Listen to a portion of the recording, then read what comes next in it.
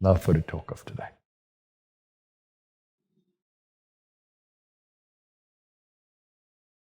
I've been speaking about journeying in the inner space, in the inner worlds, and this is absolutely beautiful for me. I never really understood this until the experiences came. But I have always felt, even as a young person, that I was not of this world.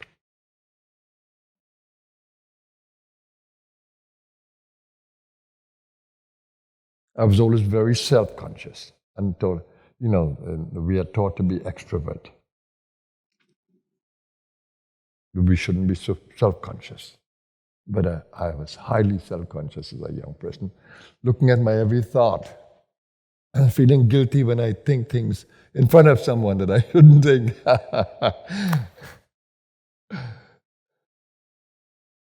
And that got worse at 20 years old because I find myself to be having all these thoughts that I couldn't manage. Is that a guru who told the disciple, don't think of a monkey in your meditation, please don't. The disciple couldn't stop thinking of a monkey. Because the disciple says, oh, that's no problem at all. Monkeys, I don't care about monkeys. In meditation, the guru was testing him. They showed that this is not an easy journey. He couldn't stop thinking about monkeys. They showed the kind of monkey mind we have. And then for some of you, when you sit in the meditation, you don't move from the body. The restlessness of the body, changing the posture. When I change my posture, it's because I'm nourishing different parts of the body. Again, getting into a mudra or an asana. And they're changed with in harmony with the Kundalini energy.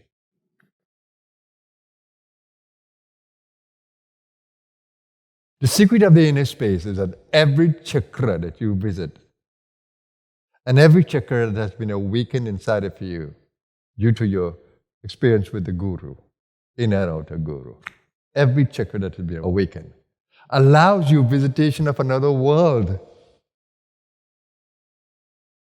another dimension to consciousness. Every chakra. So when you experience the heart, first it might be dark emotions are coming out. And if you work through them in the karmic play, and the heart becomes lighter, you begin to choose compassion over aggression. You begin to choose forgiveness against non-forgiveness.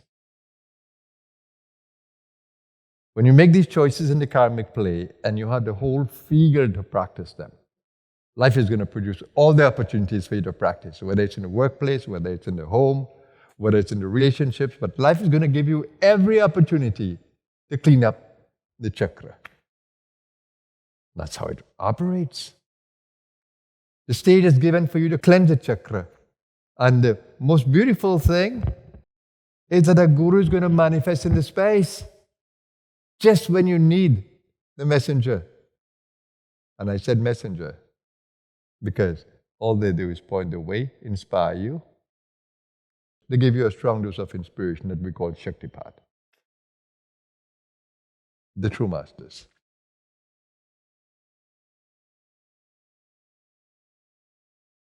The main thing is that you see what is happening, because if you can't see in the play, then you are lost, hopelessly lost. But of course, not hopelessly lost.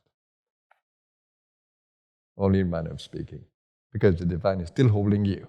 The divine doesn't desert you. So if one doesn't work, the divine is waiting for you to choose another, and choose another, and choose another, and choose another. And every level where gurus are, guides are, they are following your journey. Even ancestors, the more evolved ancestors from the Bhua plane, they are still sending you messages because they can see a little more. So you might see the father in the dream, the grandmother in the dream, the grandfather in the dream, personalities of gurus in the dream, and they're giving you information. Or you might find the yogis in the dream.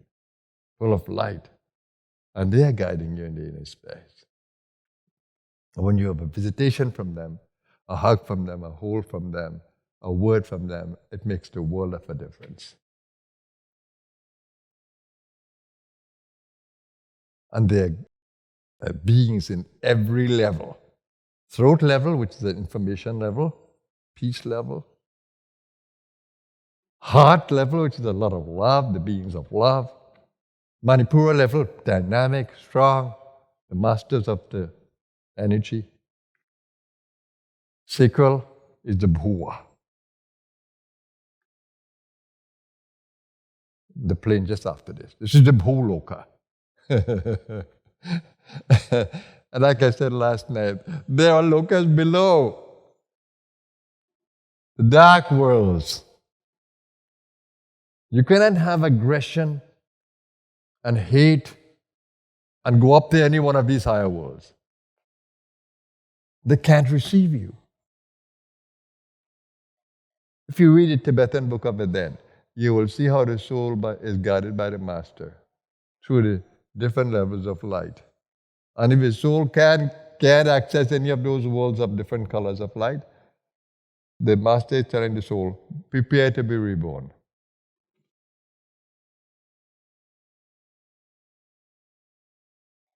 But the Hindu wisdom, they speak of the dark worlds, patals. So every level has a dark world, where the darkness of the chakra itself, the people who misuse chakras, abuse chakras, energies, they can't go to the heavenly worlds, so they go to the patals.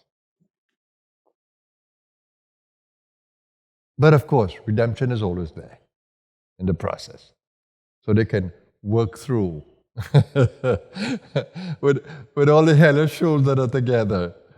They fight, they work through, they purify themselves a little bit until some kind of wisdom comes. What happens to you in the meditation process? Which world opens up its space to you? How much importance do you give to these chakras when they begin to emerge?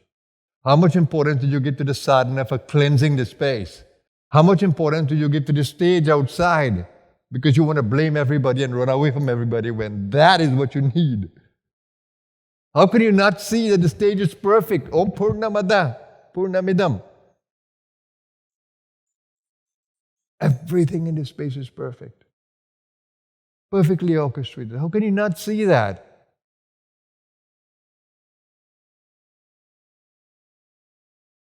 That's why we pray the Upanishadic prayer. Asatuma Sadgamaya. Asat is an illusion. Take me away from it. Asatuma Sadgamaya. Let the truth dawn in my consciousness. Sat Sadgamaya. May the truth enter into my being. Tamasuma Jyotirgamaya. May the darkness, the tamas, the ignorance be removed. And the light, Jyotirgamaya, illumine my being. And may this fear of this animal that I am wearing, that it's me, may this consciousness of mortality be taken away from me. Mrityorma, Mrityu is death. Mrityorma, may that consciousness be taken away from me. And may the experience of immortality, Amritam Gamaya, enter my being. We sing it, Asatoma Sadgamaya, but do we really embrace it? We say it as a prayer. Do we really embrace it or do we parrot it? No, it should be meaningful. Like Gayatri. Everybody's praying Gayatri. Looking at the sun, pouring the water. Om Bhur Bhuva Swa. The mystical formulas are there. Om Bhur Bhuva Swa. And Swa represents all the rest. It's a call to the light. Tat, beyond. Savitur, like the sun. Tat Savitur Varenyam, worshipable. Bhargo, cleansing, cleanse me. Bhargo, Devasya Dhimahi, we meditate. Dhiyo, intellect. Dhiyo ina prachodaya, to illuminate my intellect. When you say this, what do you say? Om Bhurvasva, that's the Vitur Verenyam, Bhargo Devasya Dhimahi. Dhiyo ina prachodaya, and you what is say 1,000? Is 1,000 important? Or is one that can transform your being important? Om Bhurvasva. That's Vitur Verenyam, Bhargo Devasya Dhimahi. Dhiyo ina prachodaya. You have to live the mantras. You have to manifest the mantras. Oh, we count. Om Bhurvasva. That's a Vitur Verenyam. Bhargo Devasya Dhimahi. Dhiyo ina prachodaya. It's the elementary stage. Not a problem. But we need to advance higher and higher. The mantras need to come alive. We need to understand them. Guru Gita is the same. We sing the Guru Gita with beautiful melody. But do we live the Guru Gita? It is telling you, if you think about a guru, you'll be protected. It tells you, if you meditate upon a guru, you'll become the guru. It says the world will be blessed by you walking the earth. And it says, wherever you exist, all the heavenly beings will come and reside there. It says it in the Guru Gita. And it says inside the body is the Kundalini. And it says the breath is Hamsa. Hum, sa, so hum. The breath is so hum. God and I are one. God and I are one. God and I are one. The mystical teachings are inside of the Guru Gita, inside of the mantras. But it's beautiful when your mind can be awakened to it. But for me, the most fascinating thing is that we have all of these worlds that we can access just by sitting down, just by connecting inside. And then we have the opportunity to manifest the light of these worlds into the space. My every conscious action is a manifestation of the inner light to my outer world. When I look at someone, it is that light from the inner world. When I touch someone, it is that energy of the inner world. When I speak, it's the energy of the inner world. My presence is the presence of the energies of the inner world. That's what the magical 40 days sadhana of 1978 did to me. It brought the inner consciousness that I can manifest in the outer world fully without reservation. In the months that followed May 1978, I struggled to find balance in the outer world, but eventually I did. Because I thought, this inner world is so overwhelming. I don't know how to balance this with the outer world. Do I work again? What do I do? How do I use the body? And then when I began to use the body, I realized that I could balance the inner and outer world. I could manifest the light of the inner world into the outer. And that was the most beautiful thing. And that's what I do here in co-creating this space for sadhana for everybody.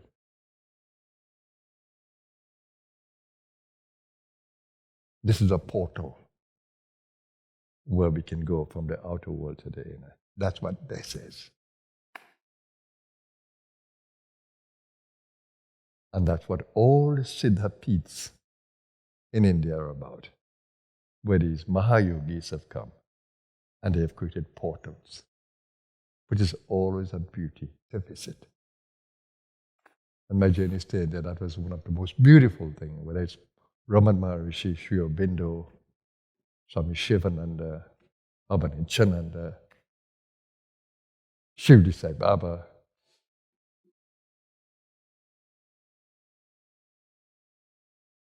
Beautiful to visit these Samadhi sites.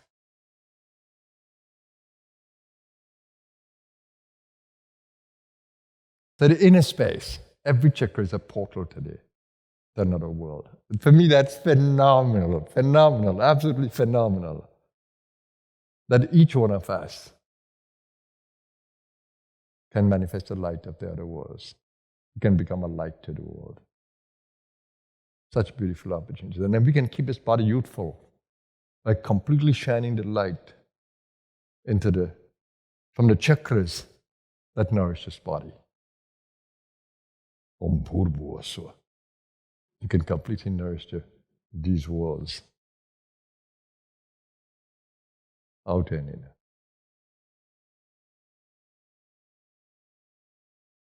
I know some objects will sound so out of the ordinary, but it is possible. I live the possibilities continuously, and so can you. It's an incredible year, this year, for me, and hopefully for you, because I want to engage you in a deeper sadhana. I've worked in the trenches enough for so many years. I've overworked, rather, trying to push people to grow. No. No, I'm pulling you into this space. Be attracted to this space. Come join me. That's the call. Let me wish you a marvelous day, everyone. Hope you've been inspired, and hope meditation will not be the same as you continue to sit with me and enter the magical space of the consciousness. Have a blessed day, everyone. Namaskar.